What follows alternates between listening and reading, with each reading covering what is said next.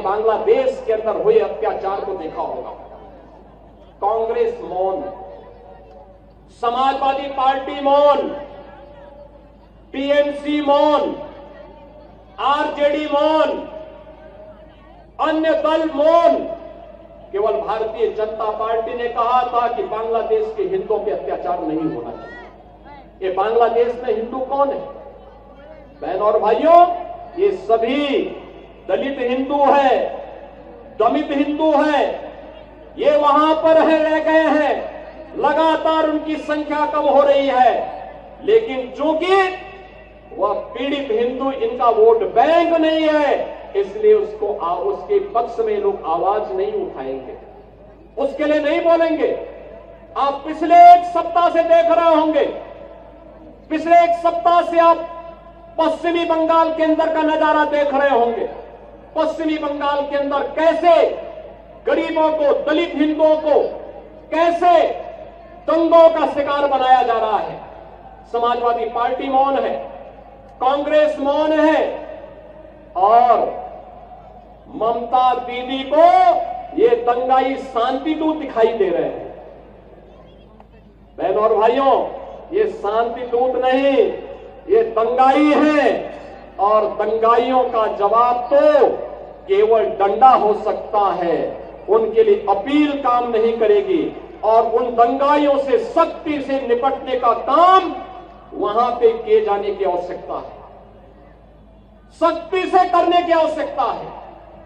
बहन और भाइयों, मैं आज आपसे यही कहने के लिए आया हूं आगरा में कि बाबा साहब का मिशन हर दलित, हर वंचित, हर गरीब को न्याय देने का रहा है। अन्याय चाहे वह बांग्लादेश के अंदर हो या पाकिस्तान के अंदर, या फिर किसी अन्य किसी भी स्थान पर, उसके खिलाफ आवाज उठनी चाहिए, अन्याय के खिलाफ आवाज उठनी चाहिए। ये बाबा साहब की प्रेरणा रही है। संगठित होकर के आवाज उठनी चाहिए, ये बाबा साहब की प्रेरणा रही है।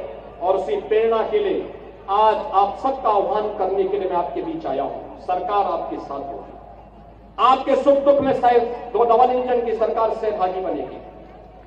सरकार आपके हितों के लिए संगठित करने के लिए पूरी प्रतिबद्धता के साथ कार्य कर रही है, आगे भी कार्य करेगी। बाबा साहब के सपनों को साकार करने का कार्य प्रधानमंत्री मोदी जी के नेतृत्व में ये डबल इंजन की सरकार पूरी मजबूती के साथ खड़ी होकर के करेगी। और उसी को ध्यान में रख करके आज मैं कहना चाहता हूं, जो लोग कह रहे हैं कि उनके लिए, कुछ लोग कह रहे हैं कि उनके लिए संविधान से बढ़कर के शरीयत है, तो मैं भी उनसे कहना चाहता हूं कि भारत तो बाबा साहब के द्वारा बनाए गए संविधान से चलेगा। जहां शरीयत का कानून लागू होता है उनको वहां जाना चाहिए। भारत के अंदर भारत की व्यवस्था बाबा साहब के द्वारा बनाए गए संविधान से ही आगे बढ़ेगी, और यह हम सबको दृढ़ भाव के साथ कार्य करना होगा। ऐसा नहीं कि बाबा साहब को लालच न दिया गया हो। याद करिए, जब हैदराबाद के निजाम ने बाबा साहब को लालच देने का काम किया था, और वहां पर उनके रजाकारों ने वहां के दलितों पर, वहां के दमितों पर, वहां के हिंदुओं पर अत्याचार करना प्रारंभ किया था, तब बाबा साहब ने बहुत स्पष्टता के साथ हैदराबाद रियासत से जुड़े हुए सभी दलितों को, वंचितों को और हिंदुओं को पत्र लिखा था, और उनका आह्वान किया था कि किसी भी हालत में निजाम के दबाव में आने की आवश्यकता नहीं।